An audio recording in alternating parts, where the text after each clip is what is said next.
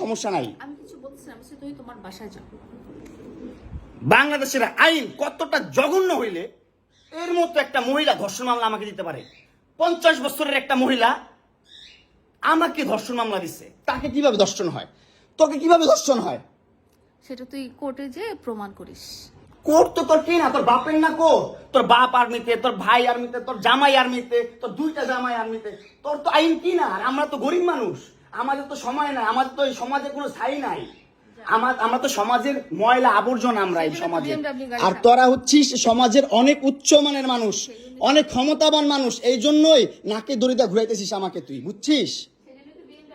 হ্যাঁ, বিএমডব্লিউ নিয়ে যোগ্যতায় চালাই, তোর টাকা দিয়ে চালাই না, যে যোগ্যতা চালাই, কামাই করে চালাই। হ্যাঁ, বড়লোক হইতে পারবো না? কোথাও লেখা আছে গরিবরা বিএমডব্লিউ চাইতে পারবে না? গরিবরা বড়লোক হতে পারবে না? কোথাও লেখা আছে? হ্যাঁ, কোথাও লেখা আছে? নাহলে ওই মেয়েদের বাসায় যাও, নাহলে নরসিংদী যাও, যেখানে যাচ্ছিলে সেখানে যাও। তোমার কাপড় চোপড় নিবা? অবশ্যই নিব। দাও, ব্যাক করে দাও।